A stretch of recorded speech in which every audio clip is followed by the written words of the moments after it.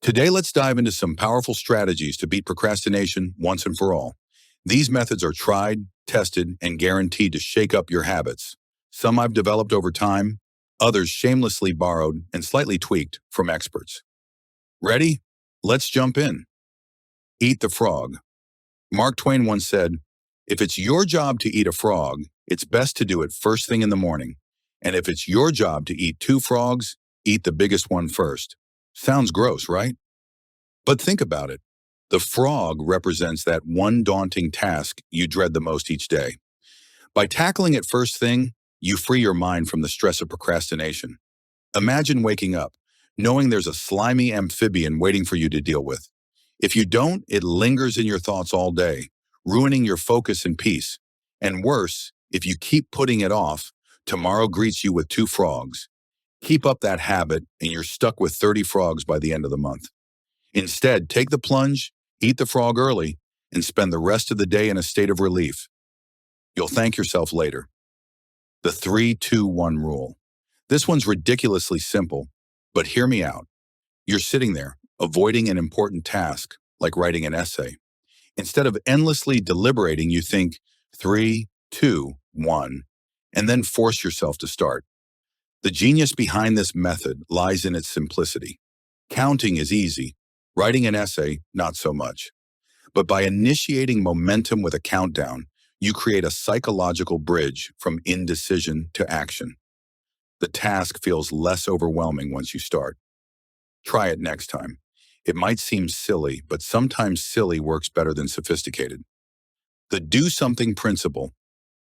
Mark Manson's do something principle challenges the way we think about motivation.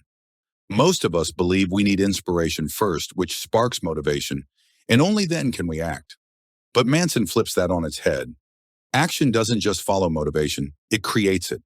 Taking even a tiny step toward a task, opening a document, or organizing papers can snowball into full-fledged productivity. You don't need a grand burst of inspiration to begin. The act of starting will generate the momentum you're looking for. Next time you're stuck, tell yourself, just do something. Purge your physical environment. Your surroundings have more impact on your focus than you might think. If your workspace is chaotic, your mind likely follows suit. Cluttered desks, scattered laundry, and general messiness send subtle signals to your brain that match the chaos around you. Take a moment to clean up. Create an environment that promotes calmness and productivity. A tidy space leads to a clearer mind, making it easier to focus on important tasks. Purge your digital environment. In today's hyper-connected world, digital distractions are everywhere. Notifications, emails, and group chats constantly pull your attention away. Even desktop clutter or random apps can derail your focus. To combat this, eliminate distractions before they take over. Mute unnecessary notifications, organize your desktop, and create a system that minimizes interruptions. Deep focus requires uninterrupted time, and every ping or buzz breaks that flow. Take control of your digital environment so you remain the master of your time. Stare at one thing for 60 seconds. This technique, shared by neuroscientist Andrew Huberman, involves focusing intently on one specific target, like a single letter on a page, for 60 seconds.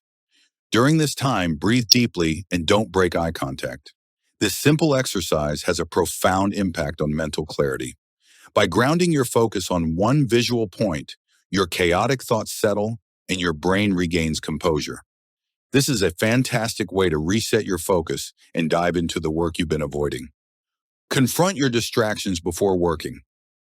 Sometimes trying to suppress distractions makes them even more tempting. Instead, confront them head on. Set a timer for 10 to 15 minutes and give yourself permission to indulge. Check social media, respond to texts, or watch a short video. Once the timer goes off, you've satisfied the itch. The intentionality behind this approach prevents distractions from creeping in while you're trying to work. It's a negotiation between your impulsive brain and your rational mind, and it works wonders for mental clarity. These strategies aren't just about getting more done. They're about freeing your mind from the weight of procrastination. By implementing even one or two of these tips, you can regain control of your time and energy. Start small, stay consistent, and watch as productivity becomes second nature.